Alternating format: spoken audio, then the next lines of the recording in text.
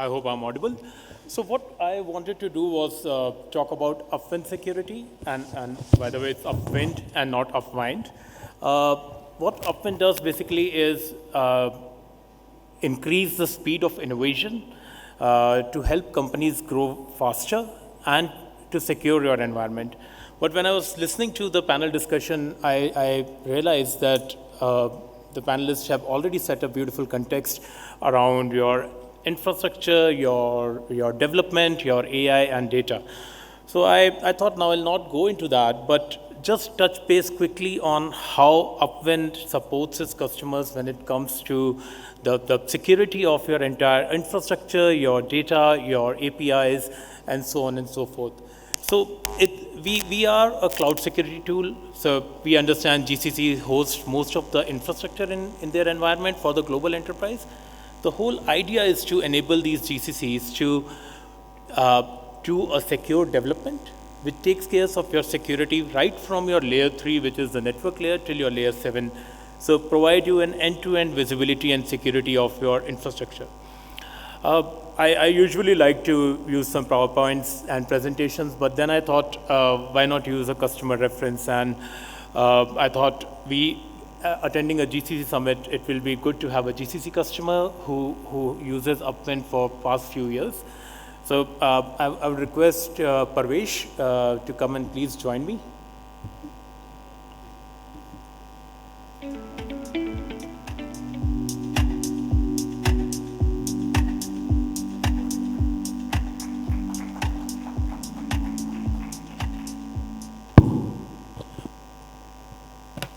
So Parvesh, thank you so much for traveling from Pune all the way to Hyderabad on such a short notice.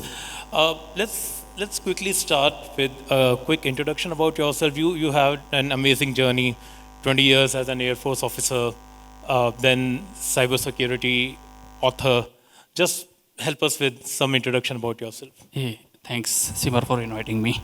And before I get into my introduction, I just want to say that for the last 5 years, I'm working from home, and my wife just messaged me that she's waiting for the tea break. Okay, that's the lighter side of it. So myself, Parvesh Ahlawat, I am into the technology space for the last 20 plus years. 20 years I worked with Indian Air Force, being into the different roles over there, sometimes being an offensive role, defensive role, and the IT infrastructure.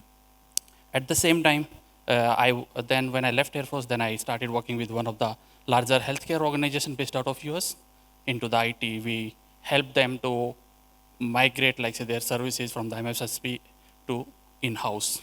And then for the last 3 years, I'm working with one of the legal technology domain, that is the Litera is one of the organization. And I'm working as a director cybersecurity over there, and I take care of all the security aspects, be it cloud security, IT security, endpoint security, AI security, which is being used. What Simar has mentioned recently, like so that, okay, that I just started. So I believe myself that I am a learner, and I always believe in sharing my knowledge with others. I'm Microsoft certified trainer. I'm AWS authorized instructor. And now what I learned over a period of time, I just written one of the book along with my wife. My wife is a yoga trainer. She's into the spiritual journey, and she helped me to understand the Gita. What I have been, like say my father, I learned it from my father, my mother, they read Gita, but how do I translate that Gita with the life of a IT professional? Like say, we go through a lot of stress. You talk about the layoffs and all that. How do we handle that? What the panelists, they mentioned about that, okay, it's a new, you have to learn the AI, and then how do we learn that AI and all that stuff. So I hope that you guys are going to enjoy it. I'll be sharing some of the author copies with some of my colleagues, and at the same time, this is a book which can help you and your organization to overcome a lot of stress and correlate and like say that learn from the what Gita is teaching us. How can we implement it in our life, being a IT professional?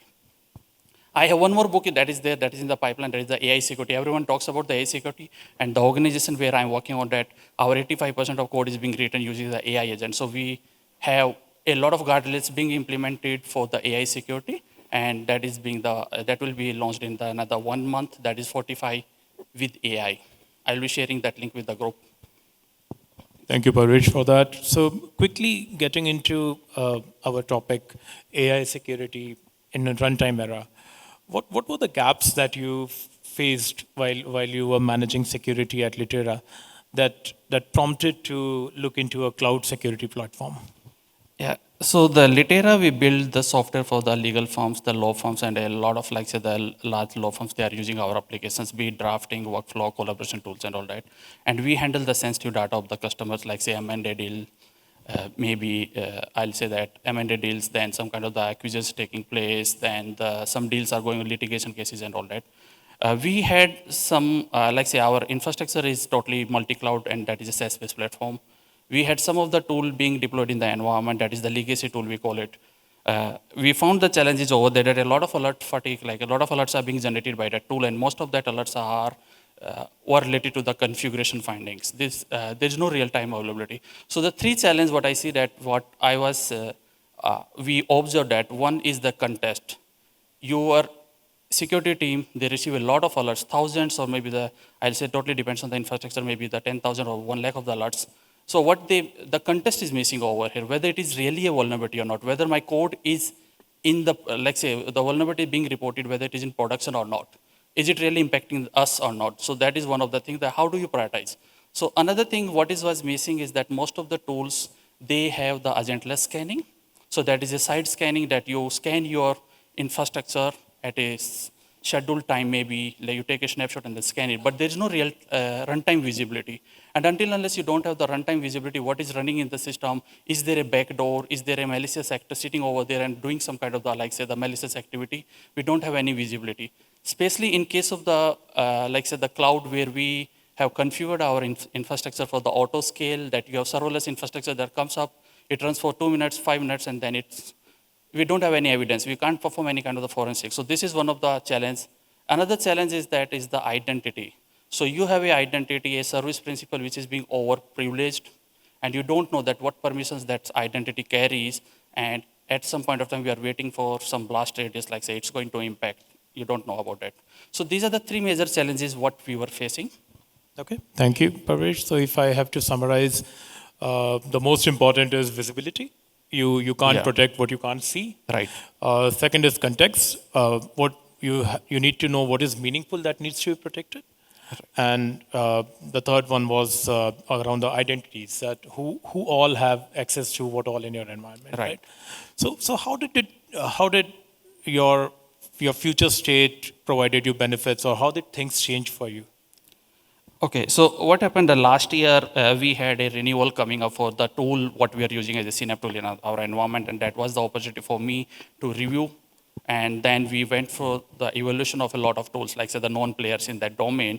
But I know that the major problem was that they they scan the environment against some set benchmarks like CIS benchmark, NIST framework, ISO 27001, and it comes up with a lot of vulnerability being reported. And I agree that one of my colleague from the security domain, I believe the Sushil Mehta, he mentioned about the alert fatigueness. This is the biggest problem for the security teams, that we have the alert fatigueness. So we really need some kind of the tool that which can help us to prioritize. Hey, I have 200 container images, containers running in the environment. They all have a critical CV. But out of that 200, how many are actually running in production?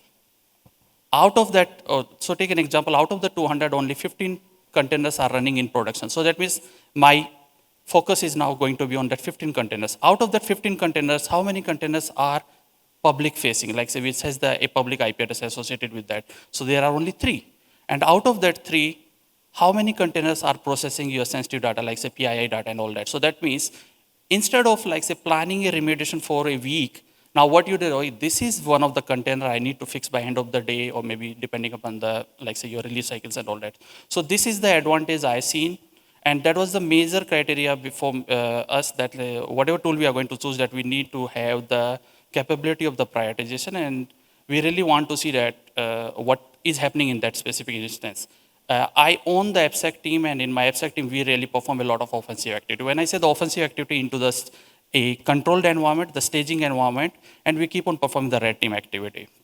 Because 85% of our code is being written by the AI agents. And nowadays, you all will agree that we have the supply chain attacks taking place every now and then, and that may impact. So we perform the AI red teaming activity, and literally what happens that one of my AppSec engineer who works as a, like say that, as a hacker, and he's into the a Kubernetes cluster into a VM, and he keep on performing some kind of the malicious activity.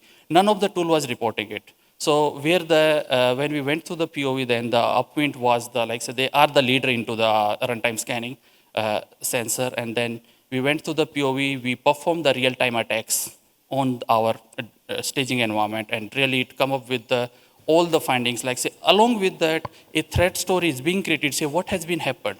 So even though my container is now not running, but I have the full visibility that what has been happened at that point of time. So this is the beauty of the Upwind tool we observed, and that's the major decision, like say, that was the major criteria for us to take the decision.